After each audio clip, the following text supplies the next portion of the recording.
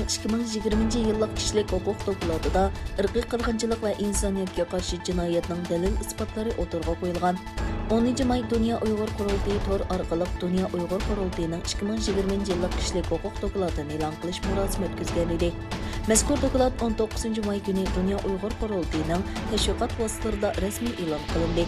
Şərqi Türkistanның 2020 yıllık kişilik hukuk vəziyyəti deb nom berilgan 40 betlik bu doklatda 2017 yıldan 2020 yılgacha bo'lgan 4 yil mobaynida Xitoyning Şərqi Türkistanda ilib borgan irqiy qirg'inchilik va insoniyatga qarshi jinoyatlarning dalil isbotlari turli temalar ostida atrofliq yoritib berilgan edi. Doklat 2020 yılı Amerika, bu yıl Kanada, Angliya ve Gollandiya Xitayning Uyg'urlar ustidan yurgizayotgan bostirish qilmishlarini irqiy qirg'inchilik va insoniyatga qarshi jinoyat deb e'tirof qilgan bo'lsa-mu, yana Germaniya, Belgiya, Italiya, Fransiya qatorliq davlatlar parlamentlarida irqiy qirg'inchilik va insoniyatga qarshi jinoyatni e'tirof qilmaslik masalasida talash tartishlar ilib berilayotgan bir vaziyatda e'lon qilingan edi. Ma'lum bo'lganidek 20 may kuni Litva Xitoyning Uyg'urlarga silayotgan zulmini irqiy qirg'inchilik deb e'tirof qilgan 5-davlat bo'lib qoldi.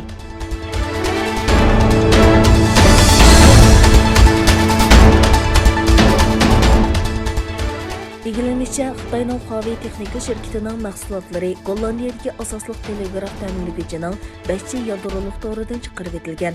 Bu qarorning chiqarilish sababi bo'lsa, Gollandiya bىخەتەرلىك organlari bu shirkatning Xitoy hukumatining uzangan qo'li ekanligini, davlat bىخەتەرligiga yoshirin tahdid elib keladiganligini bayqishi bilan munosabat etgan. Bir oy burun e'lon qilingan bir tekshirish dokladida xۇاۋېيning 10 yil burun Gollandiyadagi asosli telegraf mulozimati ta'minlovchi shirkat KBNga tor hujumi qilganligi va bu orqali mazkur shirkatning yanfon mulozimatidan foydalangan kishilarni o'g'irlikcha tanishganligi o'tirg'a qo'yilgan. Ma'lum bo'lishicha, tanishiluvchilar orasida Gollandiyənin sobiq bosh ministri, Xitoy o'qituvchilari va yuqori darajali hukumat xodimlari bor ekan. Ilgari Amerika, Angliya, Belgiya va Fransiya mo xۇاۋېي ishlab chiqargan 5 ul aslahalarini cheklagan.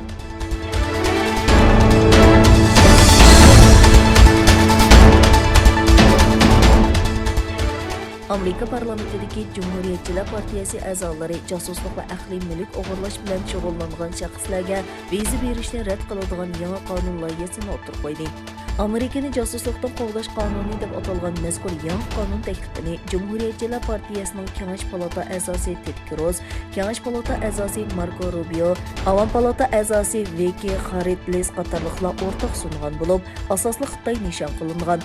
Mazkur qonun taklifiga asosan Amerika Tashqi ishlar ministrligi josuslik va ahli mulk o'g'irlash bilan shug'ullangan shaxslarga viza berishni rad qiladigan. Ma'lum bo'lishicha, Amerikaning navbatdagi qonuniga asosan yuqorqi jinoyatlarni sodir qilib chegaradan qo'g'langanlar darhol qaytadan viza iltimosi suna oladigan. Mazkur qonun taklifi bo'lsa bu yutuqni hal qila oladigan. Ted Cruz bu vaqtdagi bayonotida Xitoyning Amerikada mamlakat xarakterlik josuslik va ahli mulk o'g'irlash qilmishini sodir qilayotganligini ta'kidlab, Amerika Tashqi ishlar ministrligining bultur Xitoyning Houstonda turishlik konsulxonasini taqishi eng yaxshi misol bo'la oladi. Xitoy doiralari konsulxonalardan foydalanib yomon g'arazli qilmishlarni sodir qilyotdi. Amerikani nazorat qilishga uringan shaxslar va ularning oila a'zolarining davlatimizga kirishiga ruxsat qilinmasligi kerak deganlarni ta'kidlagan. Bildirilishicha, mazkur qonun taklifi jinoyat sodir qiluvchilarning oilasiga chetilgan bo'lib, josuslik va ahli mulk o'g'irlash bilan shug'ullanuvchilarning jufti va farzandlari 5 yilgacha Amerikaga kira olmaydi.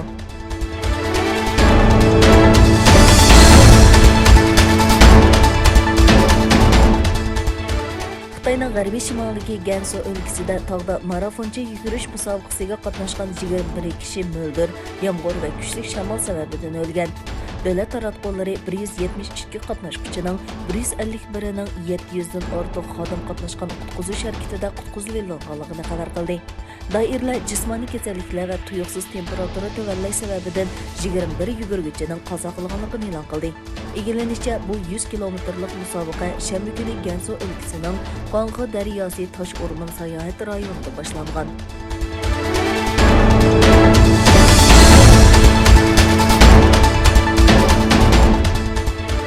Birleşken Devletler Teşkilatı bىخەتەرلىك كېڭىشى İsrailiya bilan Hamas o'rtasidagi hosil qilingan urush to'xtatish kelishimiga to'liq amal qilishni talab qildi. Birleşken Devletler Teşkilatı bىخەتەرلىك كېڭىشىنىڭ birlashma yozma bayonotida 11 kunlik krizisdan keyin hosil qilingan urush to'xtatish kelishimidan mamnun ekanligi ifodalandi. İsrailyya 10 may qo'rshovida qolgan G'azza rayonida qo'zg'algan hujumlarni Hamas bilan urush to'xtatish munosabati bilan 5-oyning 21 kuni shu yer vaqti 2da oxirlashtirdi. İsrailiya armiyasi G'azza rayonida elib berilgan hujumlarda 66 bola va 39 ayolni o'z ichiga olgan 248 falastinlik qazo qildi. 120 mingdan ortiq kishi uy makonlaridan ayrildi.